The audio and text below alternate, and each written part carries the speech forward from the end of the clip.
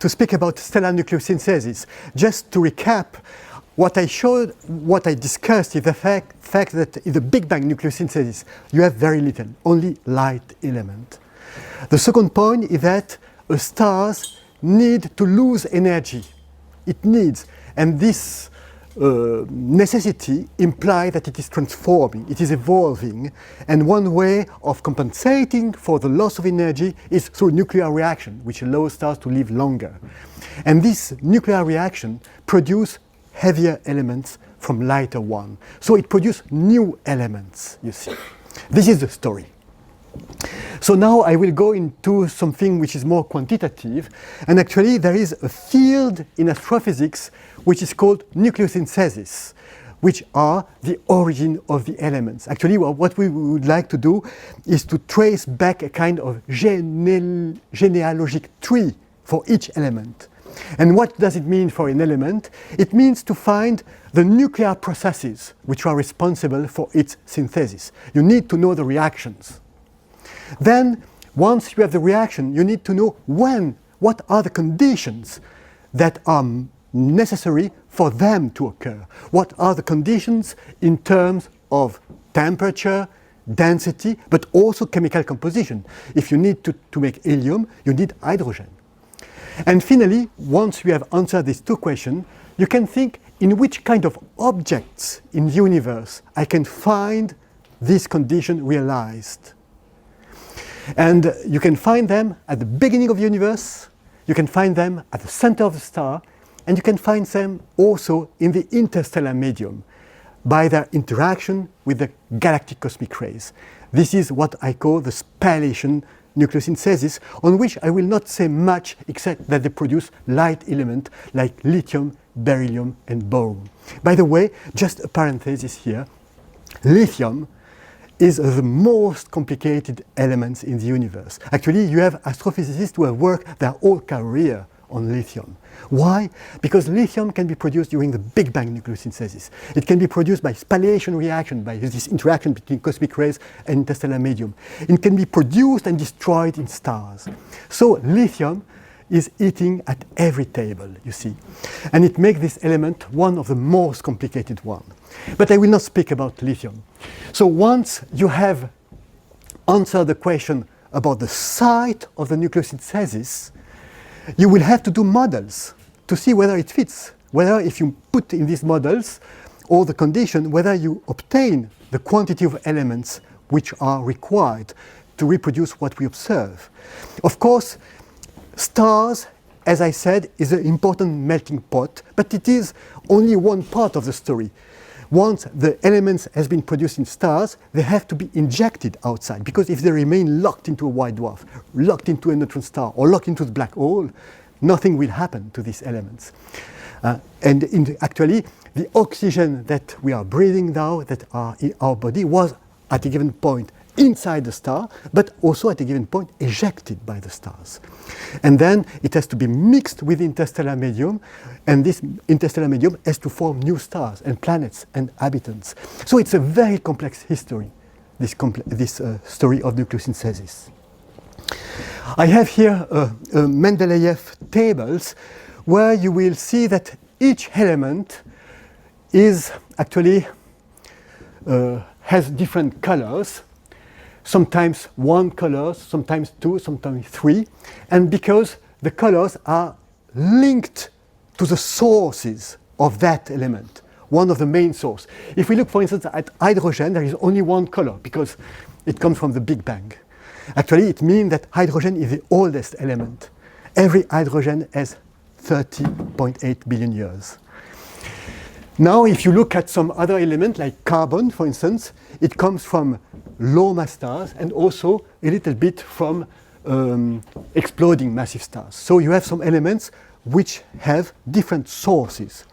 The most recent one of these sources was the merging neutron stars. You may have heard that the last event which was detected by gravitational waves was the merging of two neutron stars. Actually, LIGO, Virgo have detected first merging of black hole. this merging black hole produced gravitational waves. It means waves of the space-time medium, but did not produce any electromagnetic light, any light. While the merging of neutron stars has produced also light. And from this light, and especially from its variation with time, it has been concluded that during this process, some heavy element produced by neutron capture have been produced. So neutron stars are also, I would say now, a source of elements, merging of neutron stars. Okay, it's complicated to treat the question of nucleosynthesis, especially of stellar nucleosynthesis, because either you list a whole series of processes of nuclear reaction rate and so on, and it becomes like a list, not so much interesting, or you focus on one element and you tell its story. I have chosen this second part. Of course, it's just one element at the end, but still it gives you a flavor on how we do research in this domain, and maybe this is the main point. And I've chosen to speak about oxygen. Where does the oxygen come from? And there is a whole book that was edited by Grazina a few years ago, which is entitled Oxygen in the Universe, to which many people have participated. And I wrote one of the chapters about stellar nucleosynthesis of oxygen. It's why I use this material here. And take it as an example. Actually, oxygen is a good case because we know more or less well the answer. Where does it come from? It comes mainly from massive stars. And massive stars have, there are very, I would say, efficient nuclear reactors. Just a point here, you know that the lifetime of a star, we have seen this in the previous lecture, depends on the quantity of fuel that we have, on the mass, but is inversely proportional to the luminosity. But as we saw, the luminosity depends on the mass to the cube. So you have the lifetime of a star depend on the mass divided by the mass to the cube. So it means that when you increase the mass, you decrease the lifetime. And so, for instance, 100 solar mass stars a lifetime during the main sequence of about 3-4 million years, while the Sun has a lifetime of 10 billion years. So you have a factor of 100, of no more. Between 10,000 between the lifetime of the Sun and the 100 solar mass stars. So in order to make oxygen, you need first to look or to find the nuclear reaction which are needed to produce oxygen. And if you begin with hydrogen, you will first produce helium. And in massive stars, helium is produced by a cycle which is called the carbon-nitrogen-oxygen cycle, CNO cycle. Actually, I will not describe in details this cycle. The only point I would say is the following one. This cycle, CNO cycle, actually does not change the total of the abundance of carbon, nitrogen, and oxygen.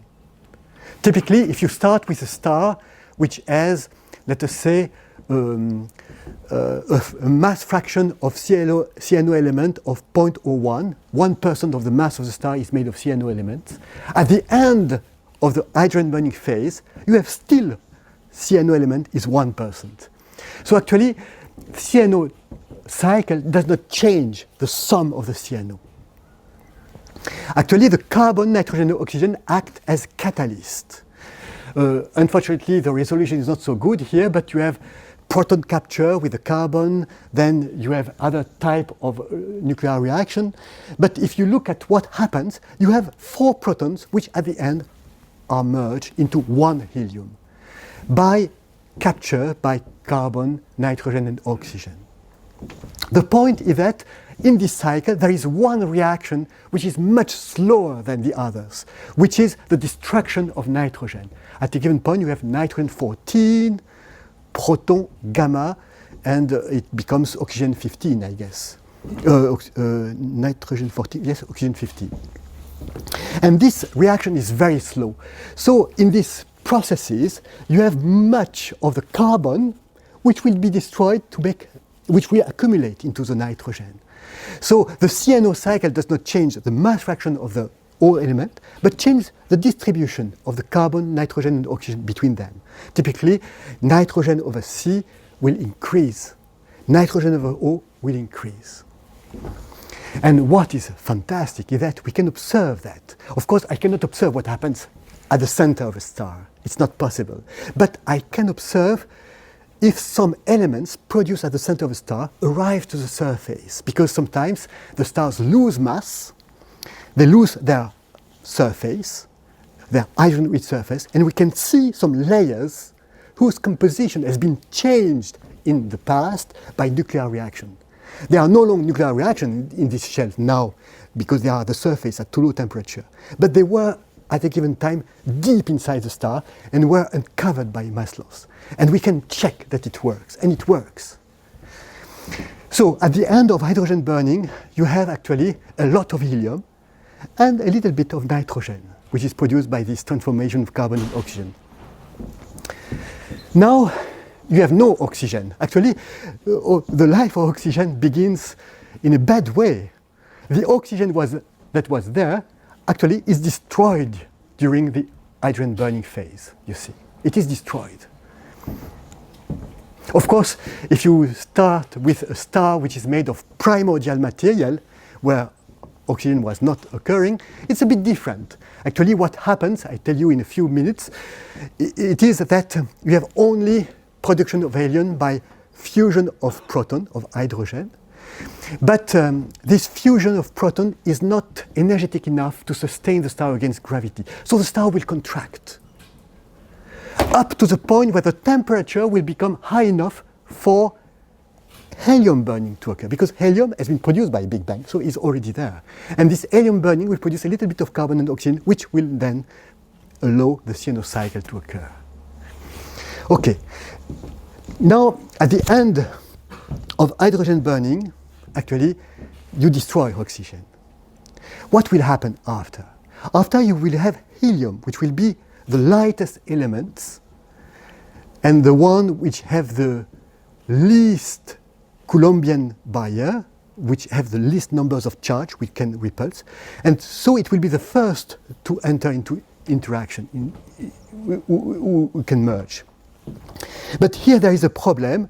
It is a problem that if you take two helium nuclei, you produce actually beryllium-8. And we have seen that the beryllium-8 has a very small lifetime, 10 minus 17 seconds. And actually, it was Fred Hoyle who actually used, I think he's the only one who used what we call the Anthropic Principle for doing science. I mean by Anthropic Principle, the principle where anthropic can be with the letter A-N-T-H-R-O-P-I-Q-U-E, in the sense that it started from the fact that we are here, or it started from the fact that there is a lot of carbon in the universe, sufficiently in order to make life, for instance. And he said, if we observe this carbon, we must go beyond the bottleneck. And to go beyond the bottleneck, you need to make this reaction, beryllium-8 plus helium, sufficiently efficient enough, in a rapid way, before beryllium-8 decay. Here, it touches a point of nuclear physics. Actually, for this to occur, for this reaction to be very efficient in making carbon-12, you need some special structure of the carbon-12 atom. Actually, what Fred Hoyle did, he computed an excited state of the carbon atom in order for this reaction to be a nuclear resonant reaction. Resonant, it means it's particularly favored, because it means that the two interacting particles, the helium and the beryllium-8, will have together an energy which corresponds to an excited state of the carbon-12. So it means that the pieces of the pulsars will perfectly match, and this makes this reaction very, very well favored. And he computed this excited state. It's not just an hypothesis, he computed the numbers. And when he went to Willy Fowler laboratory in the States, he asked him to measure this state. And actually, Willy Fowler could confirm that this state exists at the energy level predicted by Fred Hoyle. So I think it's a fantastic history, and it shows that it started from a global observation of the universe. You see, the whole universe, the content of carbon in the universe, and deduced the energy level of an excited state in the carbon nucleus. It's incredible. And this is a way of using actually a cosmological observation to infer something about fundamental physics. Actually, we have carbon-12, but still not oxygen. But what happens during the helium burning is that carbon-12 can react with helium, and this made oxygen-16. Fortunately, there is no resonance here. Because if there were some resonance, there would be no carbon, because all the carbon would be destroyed to make oxygen-16. So we can see that here we are in face of this kind of fine-tuning, that some people would say fine-tuning of the universe, where you need a good resonance at a good place to make enough carbon, and not at another place to destroy it completely. Anyway, oxygen is produced by triple alpha reaction first, and then by alpha capture on carbon-12 nuclei. And this is the place where oxygen is formed in the universe. I show you now some diagram that we can compute, for instance, when we are doing stellar evolution like me. And you have here a kind of, I would say, radiography of the interior of a star in terms of chemical composition. You have here the mass inside the star. So you start from the center, 0, and when you go out here, you are at 15 times the solar masses, 20 times 25. 25 was the initial mass of the star. It is a 25 solar mass stars. It is a little less here because it has lost some mass by what we call stellar winds. On the vertical axis, you have abundances in mass fraction of various elements. And you can see here a few of them. You have helium, hydrogen, nitrogen. It's a bit complicated. Actually, what is shown is the abundances of oxygen in the envelope of the star, in the outer part here, and the oxygen abundances at the central part of the star, at the end of hydrogen burning. And you can see that at the end of the hydrogen burning, you have a lot of helium in the core, so it's why helium is at the top here, because all the hydrogen is being transformed to helium.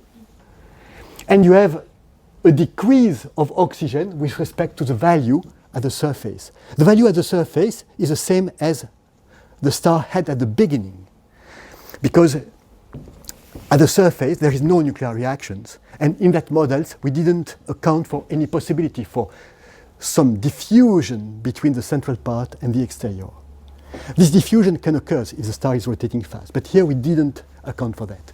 So the oxygen here is the initial one. So initially we started from oxygen, which is around 10 minus, a little bit about 10 minus 3, and we decrease it by nearly an order of magnitude, a little less, I would say, due to the CNO cycle.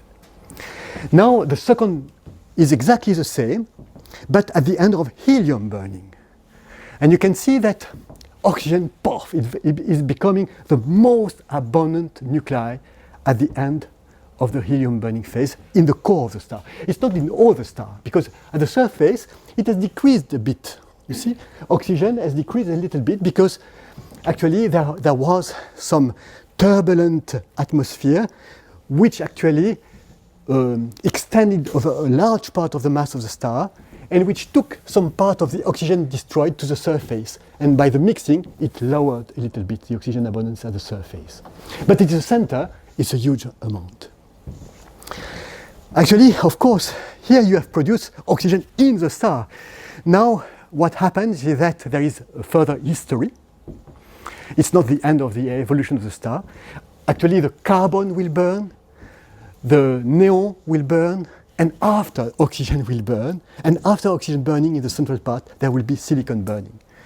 And the silicon burning will produce an iron core, and this will be the end of the story, because after iron, you cannot produce energy by charge particle reactions.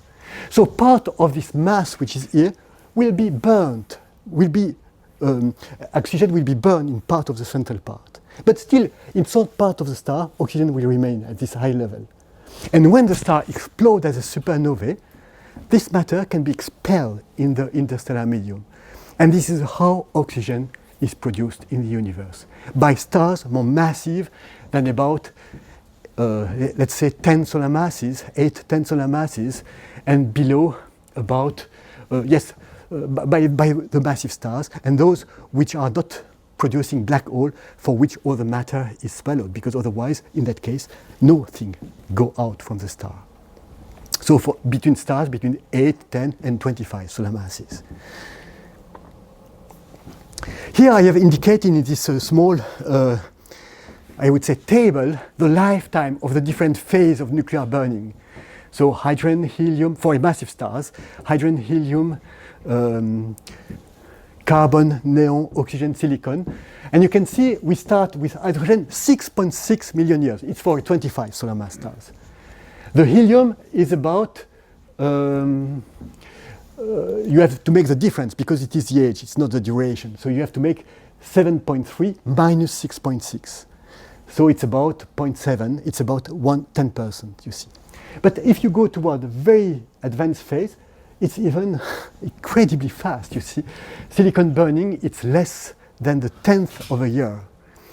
What is funny, this is just a small remark, is that when you are doing stellar models, when you are computing a main sequence, you are computing a main sequence in a few hours, maybe 2 hours, 1 hour. It's very rapid, you see.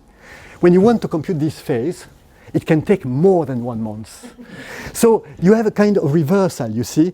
The reality becomes shorter than the simulation when you go to one advanced phase. And it probably means something. Okay, but I don't know exactly what. Why is the hydrogen burning phase the longest?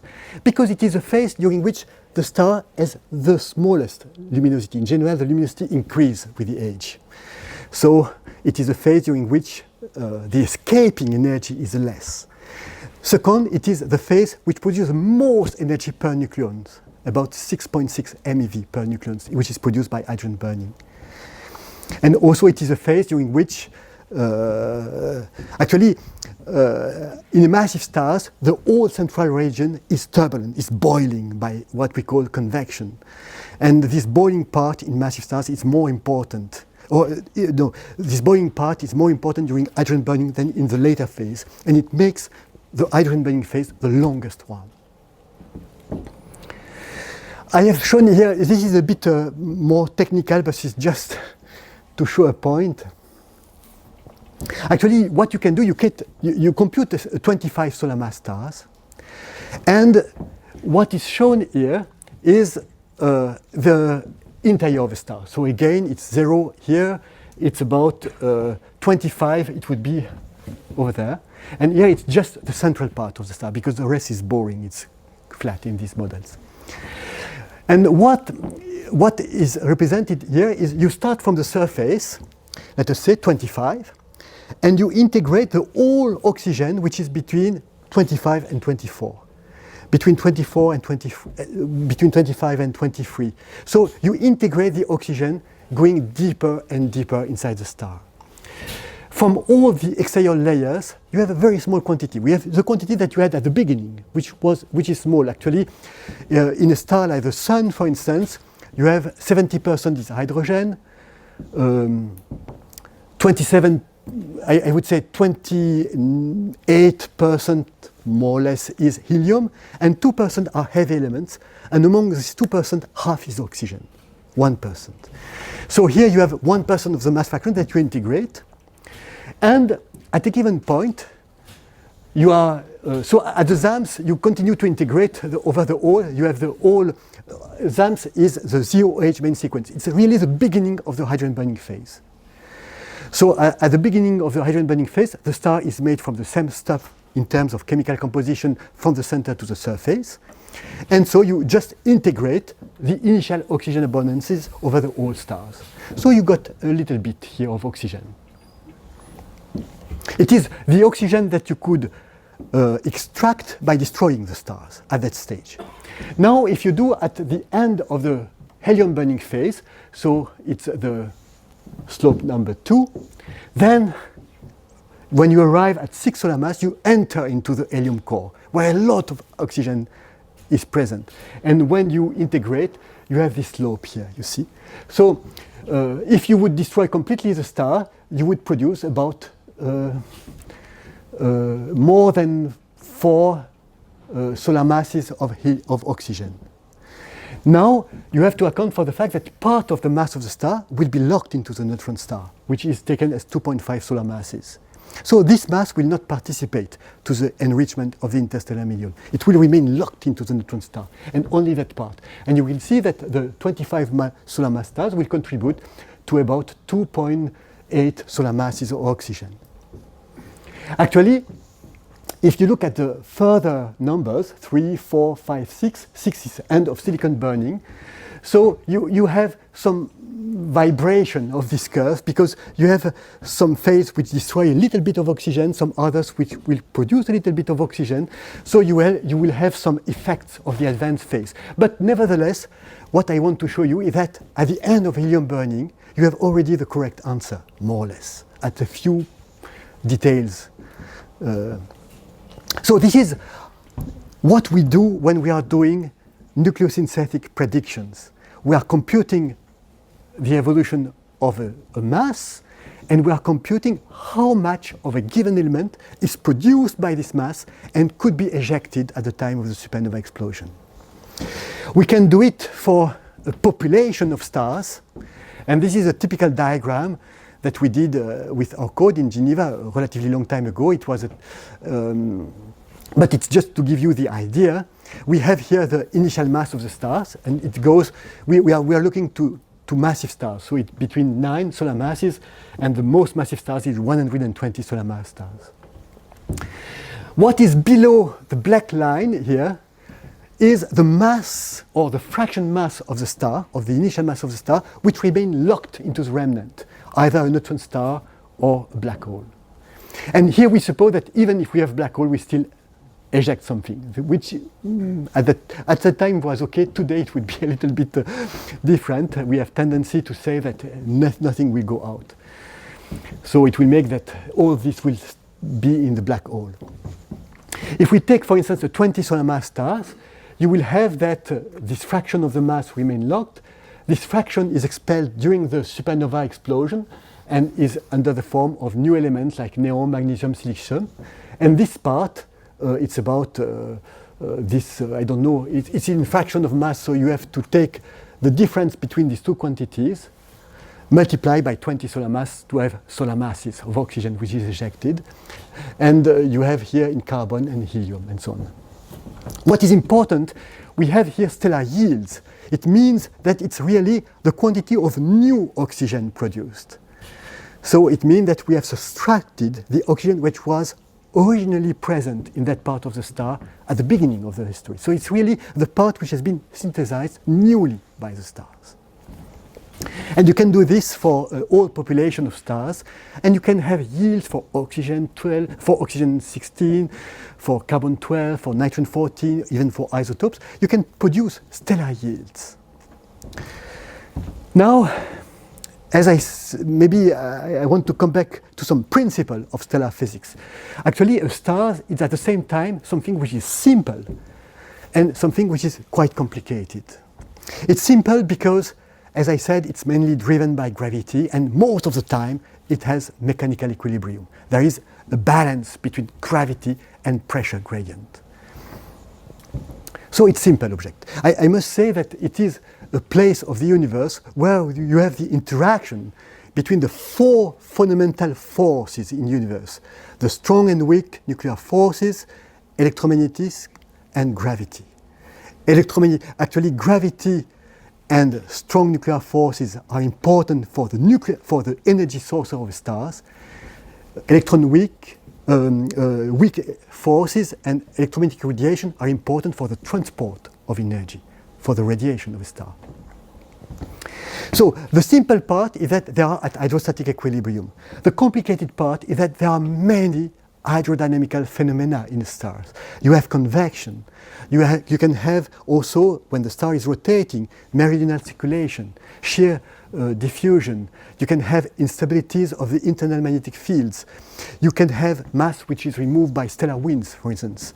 So all these hydrodynamical phenomena makes that all the nice orders of magnitude that we obtained before are nice, they are correct more or less, but still sometimes they fail crudely for some points.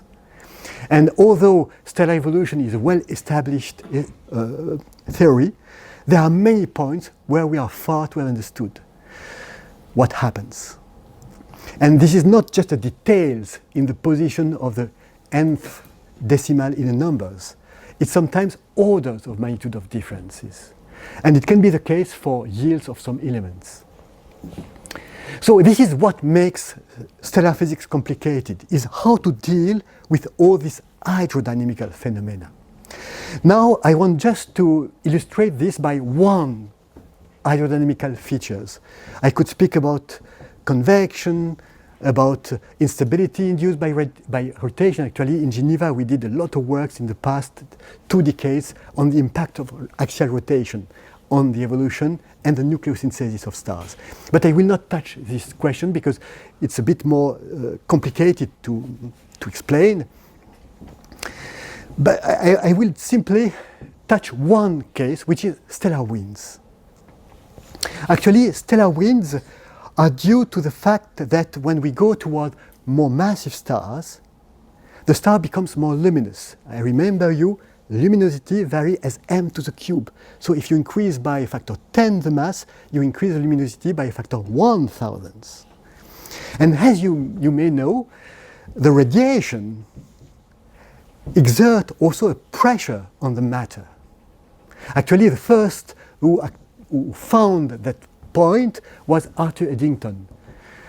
Arthur Eddington was very famous because he participated to the mission that observed the deflection of light of a star whose light was grazing the sun and which was deflected by the gravity of the sun. So he was one of the guys who proved observationally a prediction of the theory of general relativity.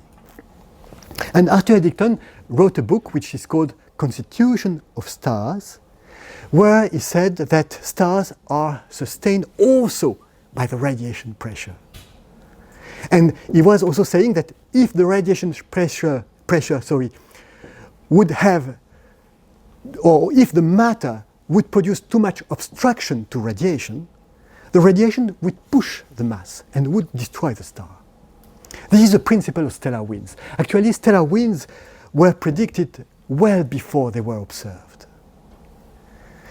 And they were observed thanks to spectroscopy, especially in ultraviolet by the EUE satellite. And stellar winds have a lot of impact on the way stars are evolving. I have no time to go into this list. As I said, this is due to the radiation pressure exerted by the radiation on the matter. We can see some effect on the spectroscopy, on the spectrum of a star, of stellar winds. And one of these features is what we call P-Cygni absorption profile. This is this kind of profile. You have a line which is due to one element, for instance to helium-2, carbon-4. It's generally a highly ionized species because it's seen in luminous and hot stars. And you have an emission here and an absorption. But it's due to the same element. How can it be the case? If you have a star which is surrounded by a strong wind, a strong wind can be seen as an expanding envelope. So the matter is flowing away from the star. When you are collecting the light coming from the side of the stars, so not the matter coming from the front of the hemisphere, but from the side. From the side of the star, you will have a matter which is hot, which will emit light. It will produce emission line, and this emission line will be coming from atoms which are, for one part, coming toward us, and from one part, going away from us. So the central wavelength will correspond to the emission in the rest frame of the star, and there will be some broadening to the fact that there is an expanding wind. This part is responsible for an emission line, while the matter, which is in front of the star, will be hot too, exactly as this one, but less hot than the star which is behind, and it will produce an absorption feature. But this absorption feature comes only from matter which is coming toward us. So it has only be blue shifted. So the blue shift will make an absorption which lower, I would say, wavelengths. And I would say the combination of the two make what we call the Pessigny profile. So the Pessigny profile is a sign of a strong, thick, expanding atmosphere of the star. Thanks to this, I don't know why, I think that I took these figures from a Chinese colleague, sorry for that, because it exists also in English and in French even, but I didn't notice that until now. Anyway, it's a way of quantifying the quantity of mass which is lost per unit time, here per year, for stars of different luminosity and colors or effective temperature. Here, what is the color of the star? We have very hot star here, very cool star here. And you have line of constant mass loss rate. What is important, you see, is to remember is that when you are more luminous, you lose more mass. And it actually sustains the idea that this is the passage of the radiation through matter which push the matter and produce the loss of the mass. So the strongly mass-losing stars are either the very luminous one, the massive stars, or also the evolved red stars, because here you produce dust and radiation has a strong impact on dust by pushing them out. We could say, okay, the wind for the massive stars are great, but we can say, yes, they are great, but the massive stars have a short lifetime. So it may be that even if they are great, it's too short to have an impact. You see? But it's not true. You can show this in the following way. I will just put like this. Actually, the mass loss rate depends on the luminosity. Depends on the luminosity about 1.7, at least in the hot regime. Now the luminosity in this mass domain depend on mass to the square, not mass to the cube. Actually, the cube is a kind of average mass-luminosity relation for most of the stars that up to 15 solar masses. But if we go toward higher masses, we have to account for the radiation pressure, and we didn't do that when we make this when we obtain in the first lecture or the second lecture the mass-luminosity relation, we account just for perfect gas, but it's not correct for the most massive stars. For the most massive stars, they are also sustained by radiation pressure, and this tends to flatten the mass-luminosity relation. Since here we are speaking about massive stars, we have to use this relation between the mass and the luminosity. So you can see that the mass loss rate, if you put L proportional to m squared, will be proportional to m to the 3.4 power. Now the main sequence of the massive stars decreases with the mass, and it decreases by using this relation as m minus 0.6, more or less. This is by using stellar models. So when you increase the mass, you decrease the mass, you decrease the lifetime. So the quantity of the mass which is lost during the main sequence lifetime will be this time multiplied by this mass loss rate, and it will vary as m to the power 2.8. So actually, even if you have a shorter lifetime, the increase in mass loss rate largely compensates for this, and you will lose a large amount of mass. If you look at the delta m over m, you see it's more or less like m to the square. And actually, when we look at massive stars, especially some stars that we call the Wolf-Rayet stars, we can see that we have nearly evaporating stars. This is a famous picture of such a star, which is losing a lot of mass. Actually, these stars, at the beginning of its life, had about 60 times the mass of the Sun. So it's a massive star. And it is believed that at the end of its lifetime, and this is of course due to stellar models, it's not something that we can observe, at least we can, for some of these stars, determine the mass, and it's compatible with these numbers. And at the end of the life, they have only 14 solar masses. It means that they have lost during their lifetime, before the supernova event, due to stellar winds, about 46 solar masses. 46 solar masses. By the way, we can even speak for these stars about mechanical stars, in the sense that the energy that they release under mechanical kinetic energy is no longer negligible. Actually, you can compute the mechanical energy of these stars like the kinetic energy of the mass rate, 1/2 the quantity of mass lost per unit time, multiplied by the velocity of the wind to the square. And for the hot star, the velocity is a few thousand kilometers per second. And so you can show that the mechanical luminosity is about 30,000 the solar luminosity. But of course, the luminosity, the actual luminosity of these stars is higher than 30,000 solar luminosity. And so the ratio between, this is the contrary, sorry, I made a mistake. The mechanical luminosity divided by the total luminosity is about 10%. What is interesting, if you integrate over a lifetime of the phase during which that star has a strong wind, which is about 500,000 years, you obtain that the mechanical energy which is injected into the interstellar medium is about 10 to the 51 ergs. And 10 to the 51 ergs, you know that in May I will go to a conference which is called the 51 ergs conference. Actually, it's a conference dedicated to supernova explosion. During a supernova explosion, the typical average mechanical energy which is injected into the interstellar medium is 10 to the 51 ergs. Here you have the same amount, but of course, instead of doing it in a very short time, the time of a supernova explosion, you need 500,000 years. Okay. Now, this mass loss has an extremely nice feature. It is a bit like nature helps us in order to understand stars. What I mean here?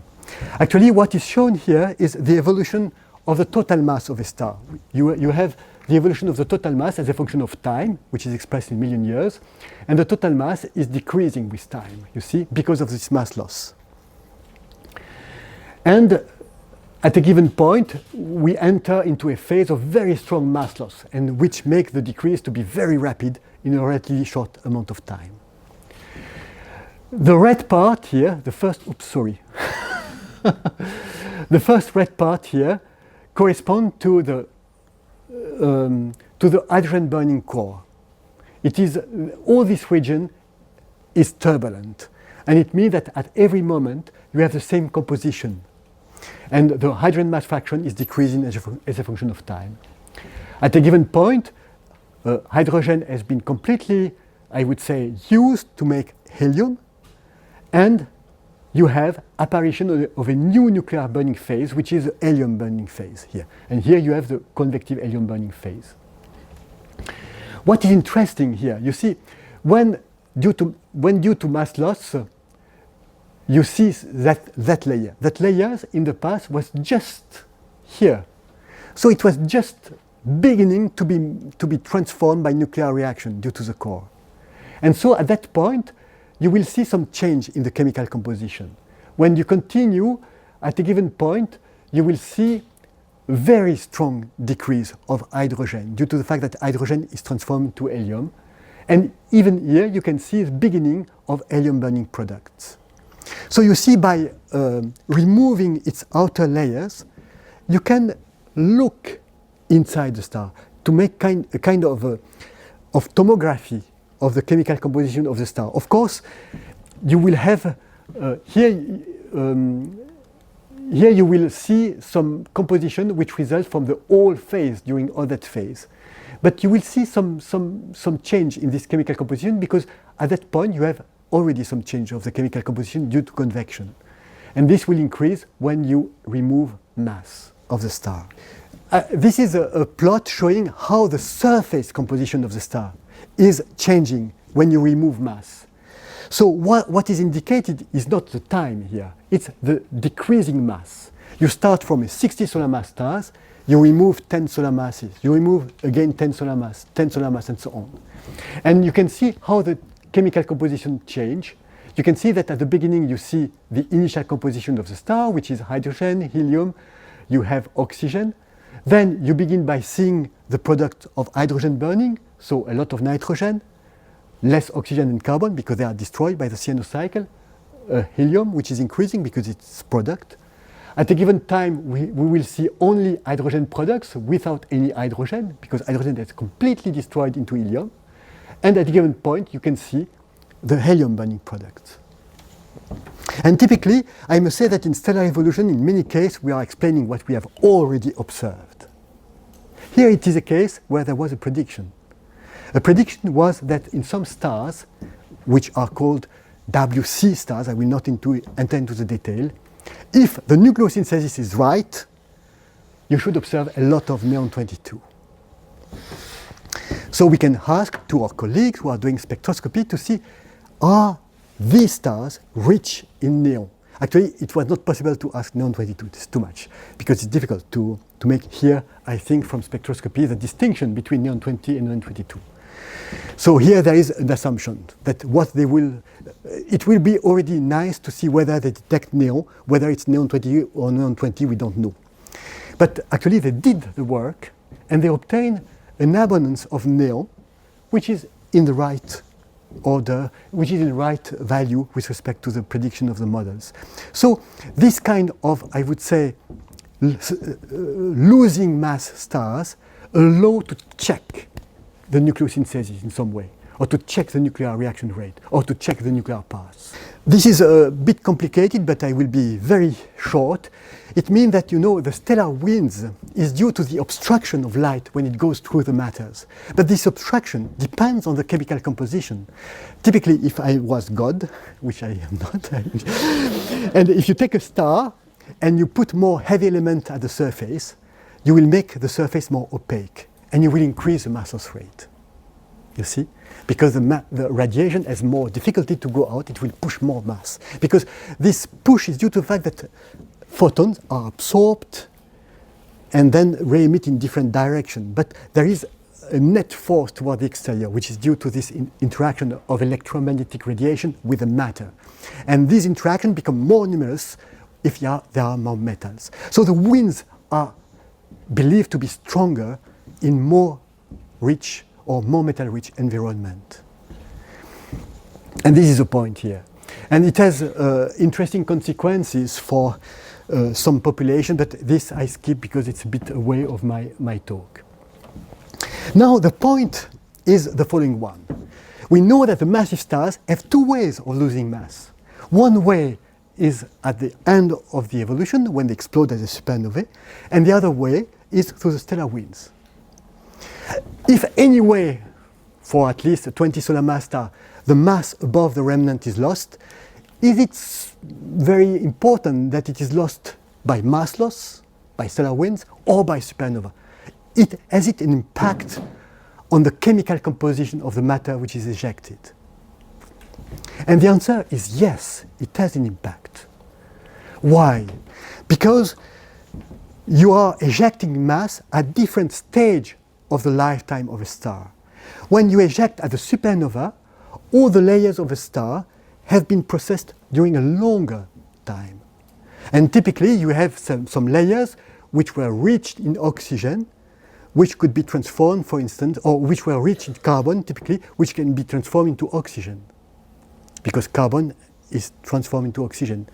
While the stellar winds occurs during the whole lifetime of a star. So it can remove some layers from a star and stop, of course, the nuclear reaction, because if you remove layers from the stars, you change the temperature, density of the layers, and stop the nuclear reaction. So you freeze at that given time, you see, the composition, and there will be no longer process. And so this is particularly important for oxygen. It's why I am showing you this here. Maybe just Actually, you can take different stellar models, and whatever it is, the answer will be more or less the same, even with the most recent one. You can take models with a very low metallicity. Z here is a mass fraction of heavy elements. It means that typically in those stars, there was only 1/1000th of the mass which were in the forms of elements heavier than helium, typically cyano elements. And you have here a more metallic one, you have here with rotation, and so on. So you have different stellar models. What is represented here, now you compute all stellar population for these different metallicity. And you compute how much of new heavy elements in solar masses is ejected, whatever by the winds, whatever by the supernova, at the end of the evolution. So when suppose a population of massive stars with a total mass of, for instance, 10,000 solar masses, so you form 10,000 solar masses of stars, and you distribute them into 120, 40, all the domain of mass. And actually, what the numbers here mean that 4%, and if there was 10,000 solar mass, it means 400 solar masses of that matter will be ejected back and will be new elements. You see? So actually, it's not a very efficient process. You need 10,000 solar masses to make a production of 400 solar masses of new elements. And you can see that this 400, it varies a little bit depending on the physics, but it's more or less constant. It does not so much vary a lot. At least, of course, here we do more or less the same hypothesis for what happens, what remains locked into the remnant and what is ejected at the supernova event. But for the total numbers of heavy elements, it is not so much sensitive. Now, as I said, when you look at the contribution of the supernova event and the wind, you have differences. Typically, if I look at this case, which is a very high metallicity, you have 4%. Here you have 40 times more heavy element than here. You can see that here you have nearly no mass which is lost by the winds, because the blue part is the matter of new element ejected by winds. So at low metallicity you have nearly everything is ejected by the supernovae. While here you have more or less half and half. So now, is the chemical composition different? Actually, as I said, it will be different. I took here as an example the case of a helium core. Let us suppose that you have a star which has lost its hydrogen-rich envelope. So you have at the beginning of the helium burning phase a pure helium core with, and you have already some carbon-12 which has been produced by the beginning of the helium triple alpha reactions. If you have no mass loss in nearly all that mass of the star, if you suppose that you will have a lot of oxygen. Actually, not all will be oxygen because not all the mass will be transformed. But you will have something which is a fraction of this mass, but not so much less. And you will have at the end of the evolution a lot of oxygen because all that matter will be processed by the star. If you have stellar winds, you will eject helium and carbon, which will not be further transformed into oxygen. So at the end, you will have an ejection of carbon and helium, and the supernova will eject less of oxygen. So it's an example on how the winds and the supernova remnant change the chemical composition. So this is written here. And if I do now the same plot as before, let us look at the oxygen here. You see? So if we compare now the quantity of oxygen, you can see that in the low metallicity, a lot of oxygen is produced. About 1.6%, it will be 160 solar masses from the 10,000 solar masses that we spoke about before. Now, if I look at the regime where you have a strong mass loss, you have actually much less oxygen which is produced because of the effect I was just mentioning, because most of it will be removed by winds and the matter will be in the form of helium and carbon.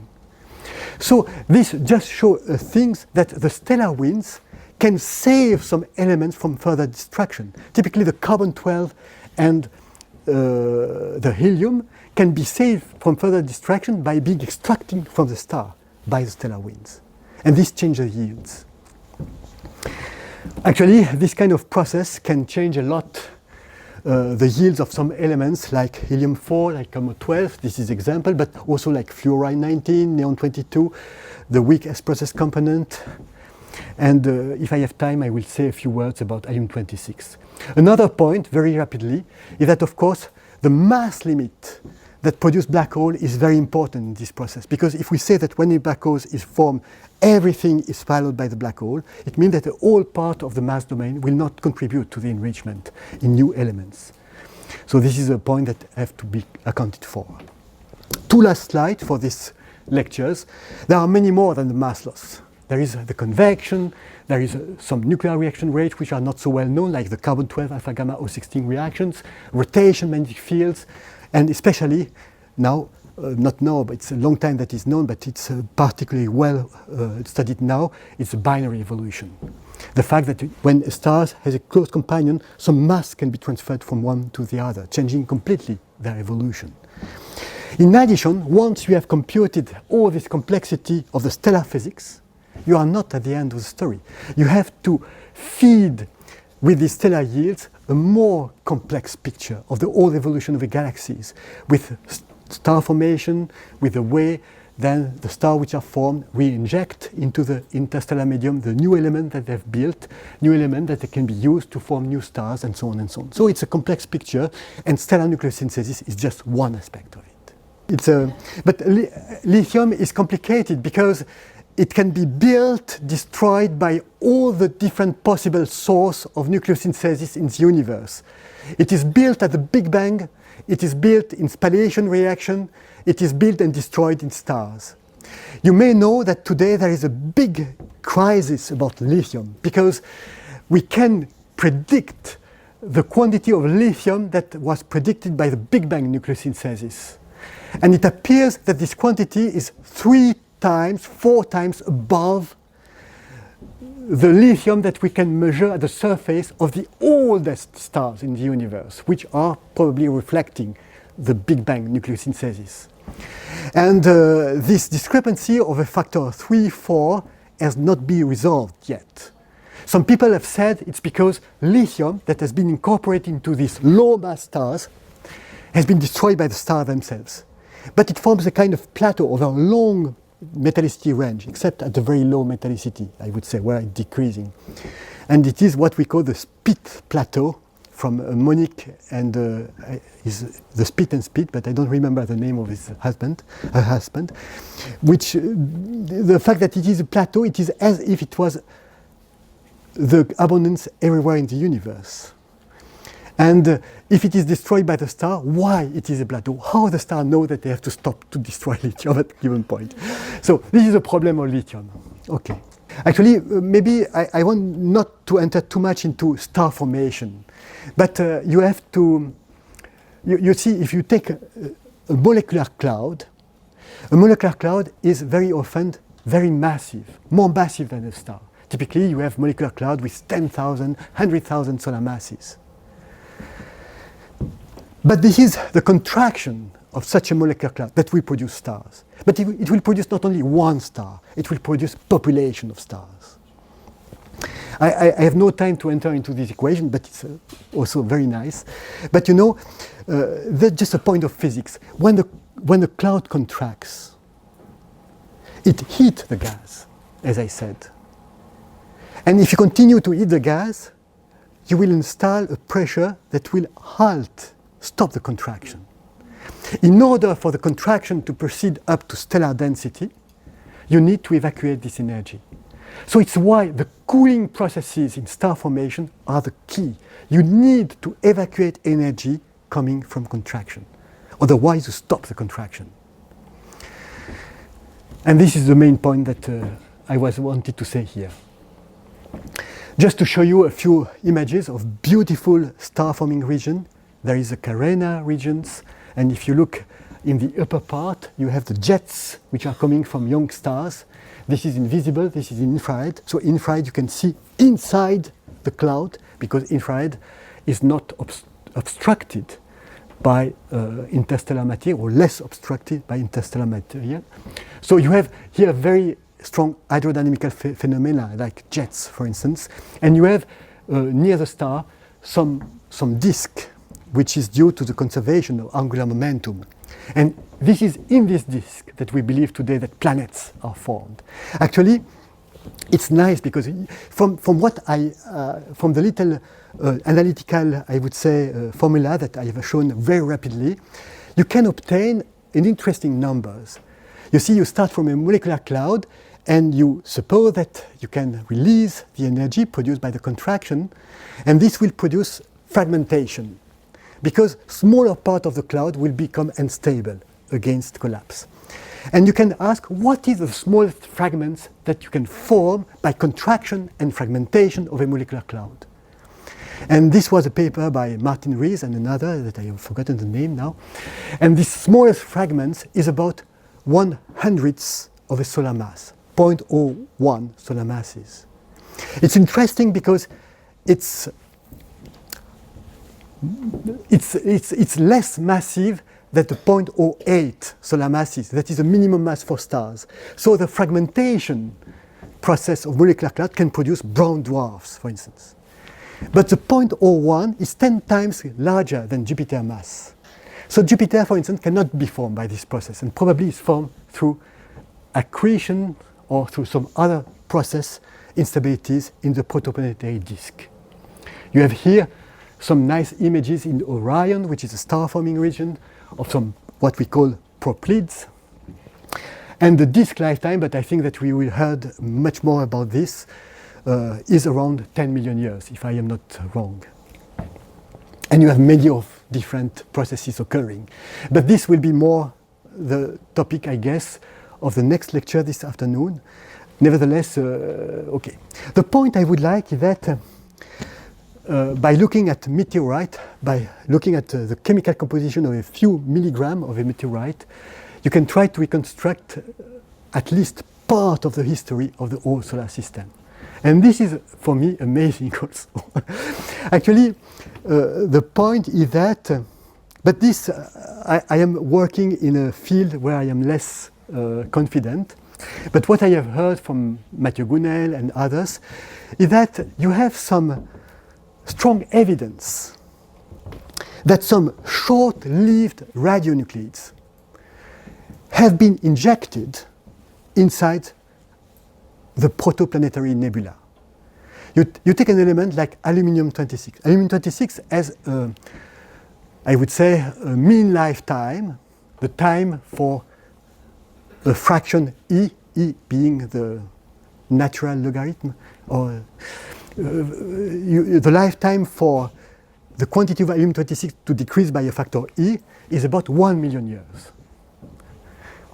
Or the half-lifetime will be 700,000 years. So it means that if I have 1 kilo of aluminium-26, I go on holidays, 750,000 years after I come back, I will have only 500 grams, half a kilo of aluminium-26, which remains, and the rest will be transformed into magnesium-26.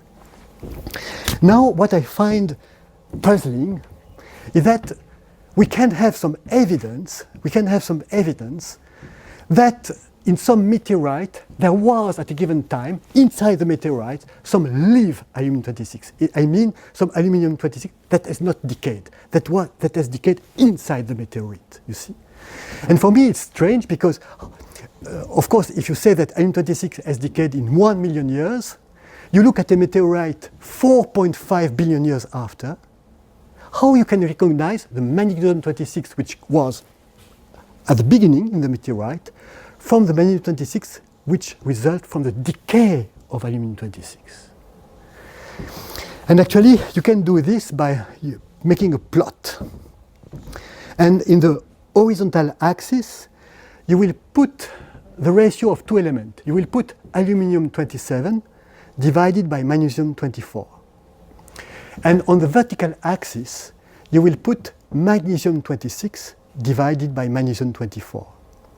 And you will measure these two ratios in different meteorites. Actually, when you have two different elements, like helium 27 and magnesium 26, you do not expect to have a constant value in every meteorite because you have different chemical properties. And they will be cooked differently in different meteorites. And so the ratio will change. So you will have a large range of aluminum 27 over magnesium 24 ratio. For the vertical axis, it's different because you have the same isotopes. So if everything was more or less, you would expect that the same isotope, magnesium 26 and magnesium 24, will react to the same history. And the one which are in a given meteorite has the same history in some way. So it keeps this ratio, actually the fractionation, the physical processes will keep more or less this ratio constant. So what you expect is that if you measure 26 over 24 with respect to 27 over 24, you expect to have a kind of horizontal line. But actually what is observed is different. You have a line with a slope. And actually the vertical axis, magnesium 26 over magnesium 24, can be decomposed. You can say that the magnesium 26 can be decomposed in two parts. The magnesium 26, which was already present in the meteorite at the moment of formation, which I have called magnesium 26 0, and the magnesium 26 coming from the decay of aluminum 26. And this is equal to, I can divide by the quantity of aluminum 26, of aluminum 27, sorry. I can divide and multiply, so I will not change the first term, and the second term I don't change it. What is interesting is that you have a kind, you see, of linear relation. You have the ordinate at the origin, which will be magnesium 26 0 divided by magnesium 24. And you will have a slope, which will be the magnesium 26, which comes from the decay of aluminum 26, divided by aluminum 27, which will be the slope of this line here. Because here you have aluminum 27 divided by magnesium 24.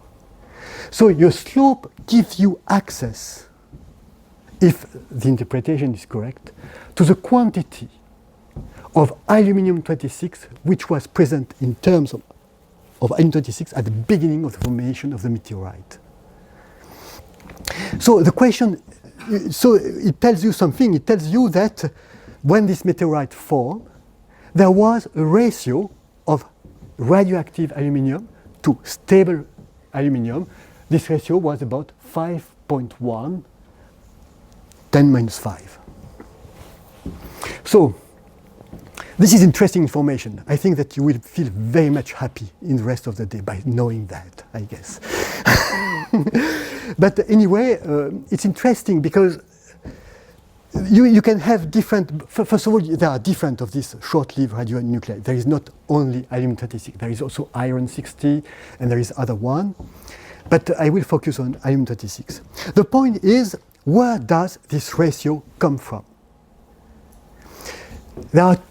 It can come from the fact that it is a normal composition of a molecular cloud. And everywhere where you have a molecular cloud in the galaxy, more or less, you will more or less expect to have this ratio. Or you can say, no, it has been injected by a source in the vicinity of the solar system. And this would make the solar system a little bit special because it needs this source, and you can have formation of planet in which this source is absent. So it's an interesting question, you know. It's an interesting question to know where does these short radioactive elements come from. So as I said, it can come from ejection of this aluminum 26 from a special source. It can be an IGB, like Giuseppe has studied. It can be the wind of a massive star, a supernova. It can also come from the normal aluminum 26 abundance in the galaxy. But do we know the normal aluminum 26 abundance in the galaxy? We have some hints, actually, because we have observed the gamma ray line coming from the decay of aluminum 26, thanks to gamma ray satellite. The first one we have observed it was the High Energy Astronomical Observatory 3 HeAO3 a long time ago. Then there was Compton. Today there is integral. And you can make a map. You can make a map which is obtained by collecting the light from the decay of aluminum-26. It's at a given energy, which is 1.8 MeV. And one of this map is the following one. And we have a diffuse emission. We have not point source, like the light of the stars and so on. We have a diffuse emission because aluminum-26 is produced by stars and injected into the interstellar medium by supernovae, by AGB, by Wolf-Rayet stars, by wind stars, and then it will mix and it produces a diffuse emission. What is interesting, of course, you need some models here, but you can obtain the quantity of aluminum-26 that there is in the whole galaxies. And it's around 1.5, 1.8, 2 solar masses, let us say. There are some, of course, because you don't know exactly the distance, but you can make some reasonable, I would say, assumption, and you obtain it's around 2 solar masses of aluminum-26 in the present-day galaxies. By the way, it's also a proof that you have some metabolism, because in order to have 2 solar masses of aluminum-26 in the galaxy, if this aluminum-26 was simply the decay of a huge amount of aluminum-26 that was born in the Big Bang, for instance, you have 30.8 million times to decay, so you have to start with an incredibly enormous amount. It's not possible. So it means that this aluminum-26 has been produced by stars in the galaxies. So it's a kind of proof of stellar nucleosynthesis in some way. An observational proof that indeed matter is transformed by the evolution of stars. Now, if you take this quantity and you divide by the mass of interstellar material and you compare with the ratio that we observe in the meteorite, you will see that in the interstellar medium, the quantity which is deduced from this total quantity divided by the total mass is lower than the one that we observe in the solar system. This is the plot here. But there are some people like Edward Young, for instance, who says, but be careful, there is no star formation everywhere in the interstellar medium. It's only in the molecular cloud. And if you take the mass of the molecular cloud, and you say that all the aluminum-26 is inside this molecular cloud, then you get something normal. You get normal in the sense that you get the aluminum-26 over aluminum-27 ratio, which is the one that you observe in the solar system.